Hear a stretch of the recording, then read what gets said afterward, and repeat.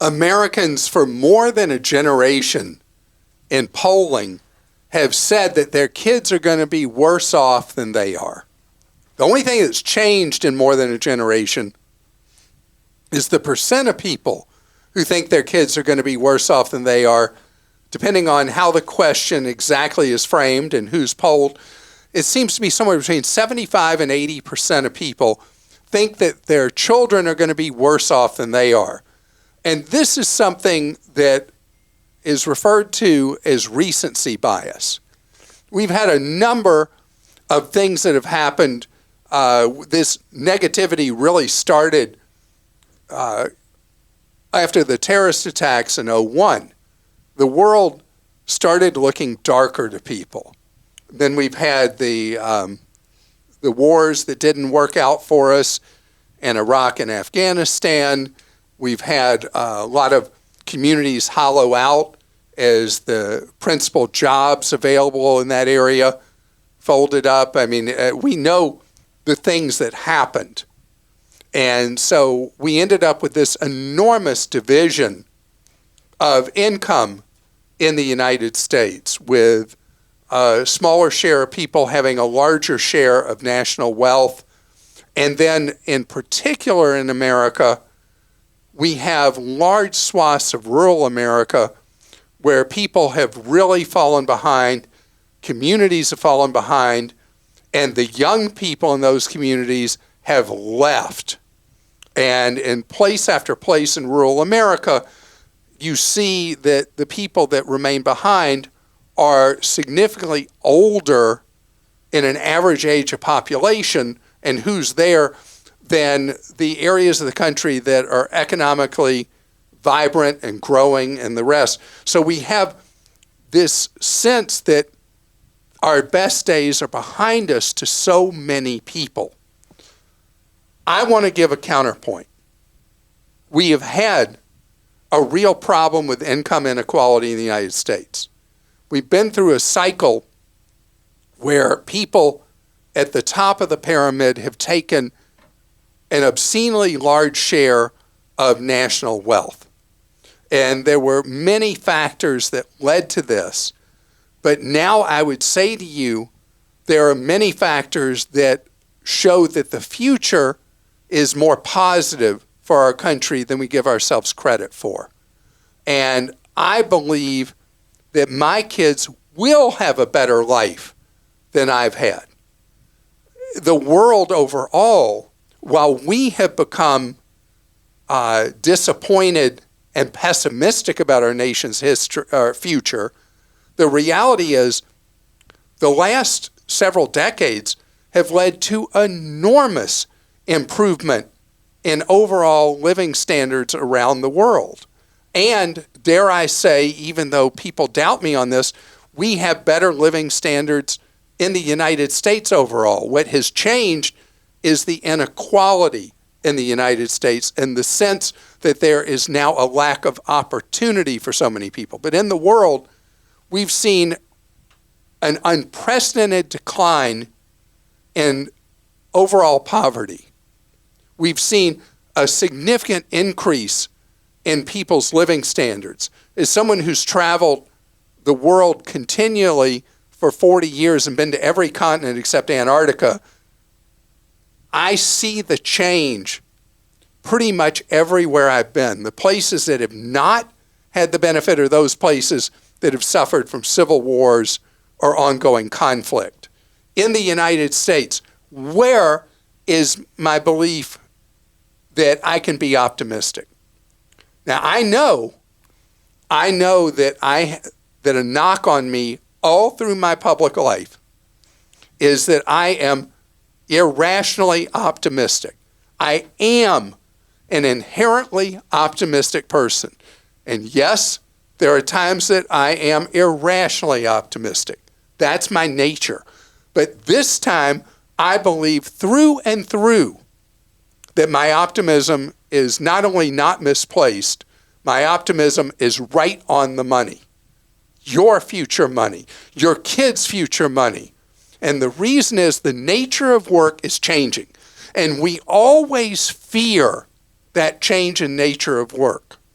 But the reality is, as I've shared with you on many occasions, the jobs that are opening up are there for people of all different levels of education, all different backgrounds, and this era where everything was based on the knowledge economy is having somewhat a pivot. I've shared with you that skilled trades that are what are called middle skilled jobs are so short of people and will be for decades to come, that are good paying jobs in all kinds of fields that require knowledge, but they don't require knowledge, these white collar kind of things. I mean, you want to see something funny, go to a Home Depot or a Lowe's on a Saturday or Sunday and watch the white collar types try to figure out how to fix something in their home. You want to see pathetic? Watch a white collar person try to figure out how to fix something. Guilty. That's true in your house? Yes. It's true in mine. And my wife Lane is like, wait a minute. You've been volunteering building houses with Habitat for 30 years, and you can't figure out how to fix this, that, or the other? True. The opportunity in things I've talked about, this is Pete and repeat, plumbing, electrician, auto mechanic, aircraft mechanic, mechanic of almost any kind. There are HVAC. Did I mention that? I didn't mention that. I mean, there are so many fields that pay well and are in much demand, but there's something else, and I buried the lead. Can you guess what that is? It is manufacturing. The United States is poised to be a manufacturing powerhouse again. In fact, we do more manufacturing now than we did before all the jobs evaporated in manufacturing, because first the wave of competition we faced from Japan, more recently the intense competition we faced from communist China, but we are into this era of friendshoring and reshoring. Because we are in a worldwide competition with countries that either wish us harm or believe in a completely different world than us, we are now both competing and cooperating with countries that at times are our adversary, at times are our enemy, and at times are our trade partners. So we're going to have more and more manufacturing come to the United States.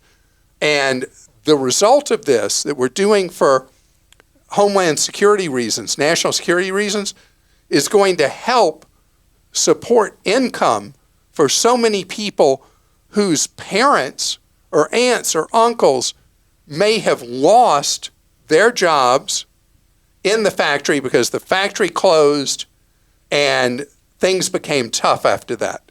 We are going to see a manufacturing wave in the United States like you can't imagine, but the jobs will be different because the jobs are now different in the factory because of smarter technology available. Factories will run much more efficiently. The cost gap between manufacturing in the United States and manufacturing in communist China or Vietnam or wherever in the world, the cost gap is going to be smaller because of the smart technology being employed in these factories. But regardless, they're going to have employees there. It's not going to be like a factory that had 4,000 people before. You may be able to generate the same production with much higher productivity per person, and the factory may have 800 people instead of 4,000. But those are 800 more jobs than a shuttered factory. So no, I have not given up on our future in America. I believe our prospects are bright. We have built-in geographical and resource wealth that continues to allow us to be successful in the United States. And we have clear private property rights. We have clear free enterprise. And I hear people complain about infringements on the free market system. And I'm not worried about that. I believe in this country. I believe in my fellow American. And I think we're going to be A-OK, in fact, better than that.